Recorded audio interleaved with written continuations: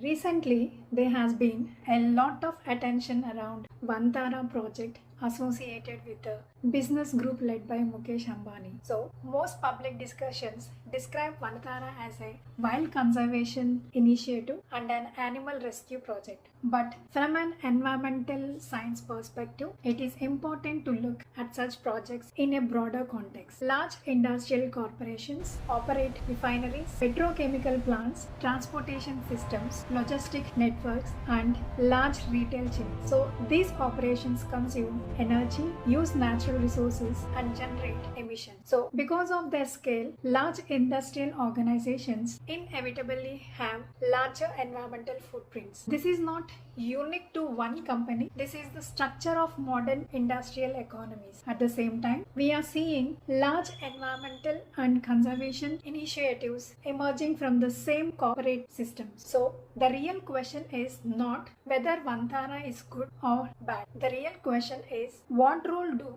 large conservation projects play in modern corporate sustainability systems. Understanding this help us understand sustainability realistically rather than emotionally. So first we look into the environmental footprint of large corporations. Large industry groups operate at a scale where environmental impacts become unavoidable. Oil refining, petrochemical productions, logistic networks, and mass retail systems require large amount of energy and resources. So these systems contribute to greenhouse gas emissions, resource extraction, and ecological pressure. So industrial growth supports economic development, but it also increases environmental stress. So this is the central sustainability challenge of modern economies. Today, companies are increasingly required to measure and disclose environmental impacts. Organizations are expected to report greenhouse gas emissions, environmental risk, resource use, and sustainability performance. Investors and regulators now evaluate companies based on environmental performance as well as financial performance. Environmental risk is now considered financial risk. Because of this shift, sustainability has become a structural requirement for large corporations. So we look further where conservation projects fit. Corporate sustainability strategies usually operate on multiple levels. The first level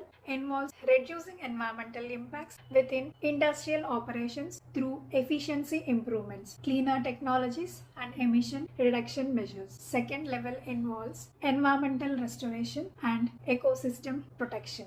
Large conservation projects contribute to biodiversity protection and ecosystem stability. Natural ecosystems absorb carbon dioxide from the atmosphere and store carbon in vegetation and soil. This process is known as carbon sequestration. Areas with dense vegetation and stable ecosystems can function as carbon sinks, meaning they store carbon over long periods. Large conservation landscapes therefore contribute to environmental stability even though they do not directly eliminate industrial emissions. Understanding this distinction is important. Conservation does not replace emission reduction, but it becomes part of a broader environmental strategy. Projects like Vantara illustrate how environmental restoration and biodiversity protection can exist alongside industrial development. Next, we look into limits of conservation projects. It is important to understand the limits of conservation projects. Large conservation initiatives support biodiversity and ecosystem protection.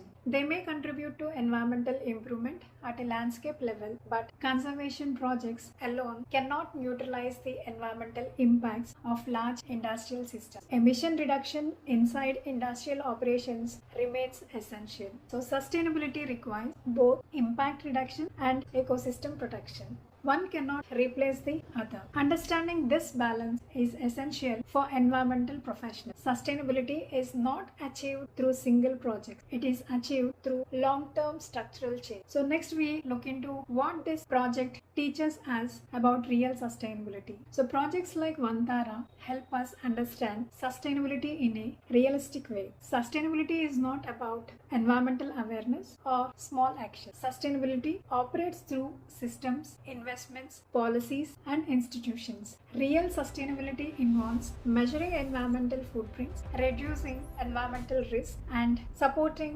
ecosystem stability. Understanding these systems help us move beyond simplified decisions as well as discussions and see sustainability as a serious professional field. Sustainability is not about emotional debates between development and environment. It is about designing systems that reduce environmental damage while supporting economic stability. Understanding real projects helps us understand how sustainability actually works. So, if you want to understand sustainability clearly and realistically, this channel is for you. Here, we discuss sustainability not as slogans but as real environmental systems. Do follow me at DrPSB Insights. Thank you.